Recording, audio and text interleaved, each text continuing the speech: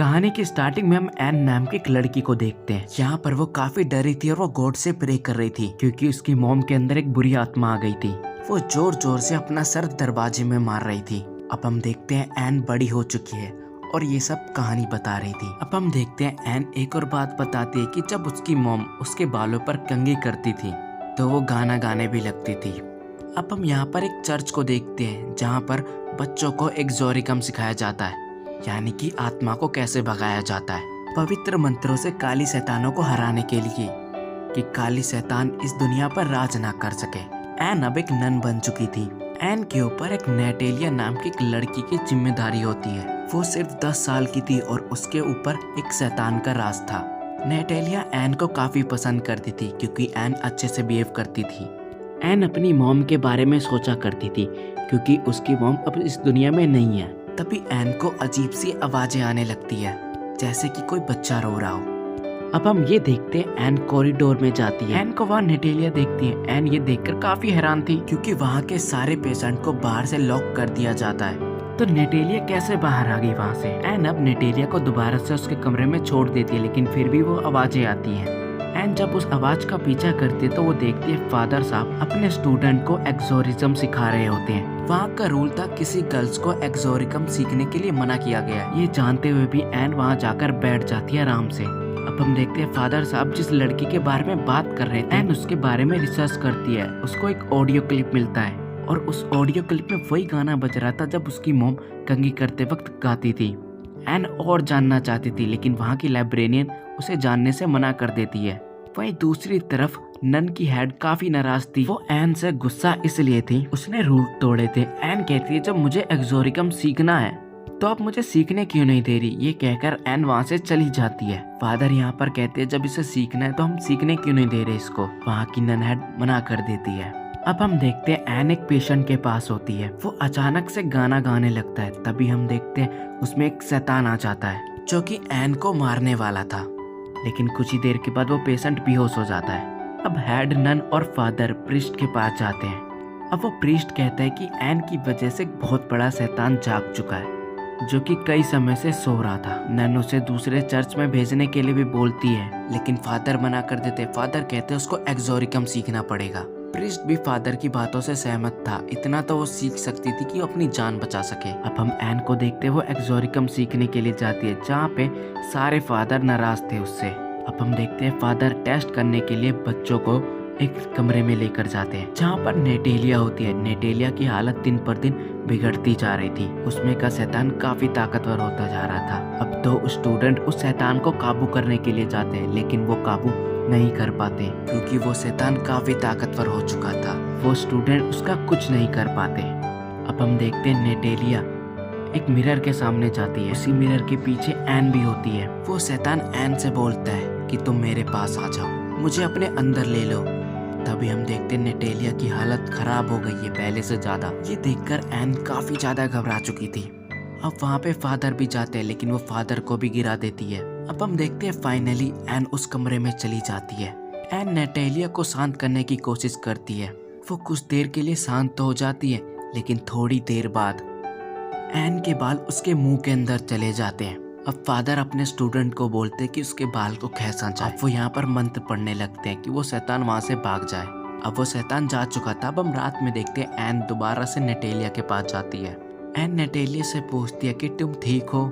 नेटेलिया कहते कि मैंने एक बहुत बुरा सपना देखा। वहाँ पर ढेर सारी आत्मा थी और वो जोर जोर से चिल्ला रही थी। वहाँ पर मैंने तुमको भी देखा। ये सुनकर एन काफी अपसेट हो जाती है। एन अब रिसर्च करने लगती है। अब उसको ये पता लगता है कि जिनके ऊपर शैतान चढ़ता वो तो मारे जाते हैं। एन को एक लेडी का वीडियो क्लिप मिलता है जो कि उस शैतान से बच जाती है। वो यहाँ पर ये बताती है कि शैतान हमें गिल्टी फील करवाता है कि जो हमने गुनाह किया है कि वो सब गलत है। अगर हम मान लेते हैं कि हम गुनहगार हैं तो शैतान जीत जाता है। अब उसे याद आता है कि उसकी मॉम ने अपने आप को क्यों मारा। अगर वो अपने आप को नहीं मारती तो वो मुझे ही मार देती। अब यहाँ पर एन फादर्स के पास जाती है और उनसे मिलकर कहती है कि हमें इंसानों को मजबूत करना पड़ेगा, वो हावी नहीं हो पाएंगे। शैतान इंसानों को गिल्टी फील करवाता है। तभी फादर साहब कहते हैं कि नेटेलिया ने कौन सा गुनाह कर दिया है, उसे किस चीज का पछतावा होगा। ये बात सुनकर एन परेशान हो जाती है। अब ये सब बातें उसका दोस्त सुन रहा था और वो यहाँ पर ये बताता है कि उसकी बहन शैतान के कब्जे में है, उसको उसकी मदद चाहिए। एन तैयार हो जाती है। एन अब अपने फ्रेंड के घर पर जाती है। उसकी बहन से उसका बच्चा मर गया है, जिस वजह से उसको काफी पश्चाताप हो रहा है उसकी बहन को। अब एन यहाँ पर ये बताते है कि तुमसे कोई नाराज नहीं है, भगवान आपसे खुश है। लेकिन ये बात सुनकर शैतान काफी गुस्से में आ जाता है। अब वो अपना कहर और तेजी से दिखलाता है।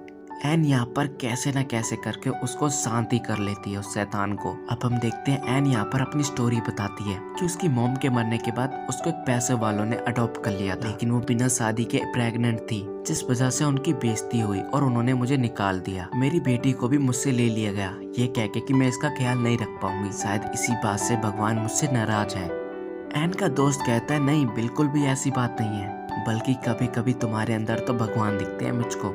अब हम देखते हैं एन अपने घर पर चली जाती है, जहाँ पर उसकी आंखों में से कुछ निकलता है। अब हम ये देखते हैं नेक्स्ट मॉर्निंग एन को सुबह बुलाया जाता है। फादर और प्रिस्ट है और साथ में हेडनर ने, जहाँ पर हमें ये पता लगता है कि उसके फ्रेंड की बहन मर चुकी है। इस बात से एन काफी अपसेट होती है। वो कहते हैं कि मुझे वापस से उसी चर्च में भेज दो जहाँ से मैं आई हूँ। प्रिस्ट यहाँ पर काफी गुस्सा था। वो कहता है कि तुम अभी एक्सोरिज्म करने के लायक ही नहीं हो। अब एन को उसी चर्च में भेज दिया जाता है जहाँ पर वो पहले रहा करती थी। वहाँ की एक डॉक्टर एन को आके समझाती है कि तुम खास हो। अब एन काफी हद तक ठीक हो चुकी है। वो वापस जाती तो उसका फ्रेंड मिलता है और वो वहाँ पे नेटेलिया के बारे में बताता है। नेटेलिया के ऊपर शैतान हावी हो चुका है। नेटेलिया उसके दोस्त को एन के एक लॉकेट भी देती है। एन उस लॉकेट को देखकर पहचान लेती है, क्योंकि सेम लॉकेट उसने अपनी बेटी को दिया था। यानी कि हमें ये पता लगता है कि नेटेलिया एन की बेटी है। अब वो अपने फ्रेंड के साथ नेटेलिया के पास जाती है। नेटेलिया को ऐसी जगह पर रखा गया जहाँ पर सबसे भयानक शैतानों से जीता जा सके। उन्हें तो पहले अंदर ही नहीं घुसने दिया जा रहा था। अब हम देखते हैं नेटेलिया को एक जाल में बंद करके रखा था। अब वो आजाद होकर बाहर निकलती है।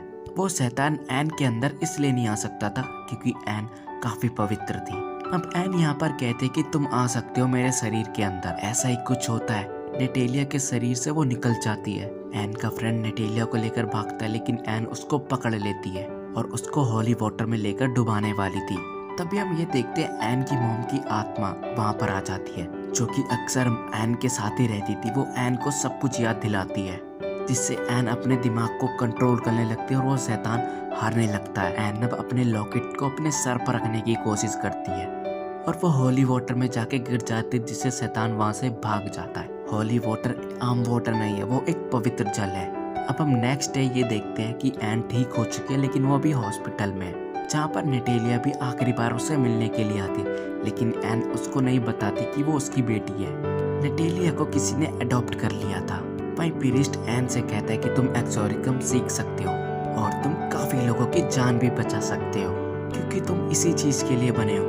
अब हम देखते हैं एन काफी खुश होती है। अब हम ये देखते हैं एन कहीं जा रही होती है। वहाँ पर एक औरत एन को बड़ी देर से घूर रही थी। साथ में एक टैक्सी ड्राइवर भी अजीब सी बातें करता है। ये लोग शैतान के दोस्त थे, लेकिन एन इनसे लड़ने के लिए तैयार थी। और गाइस मूवी यहीं पर एंड हो जाती है।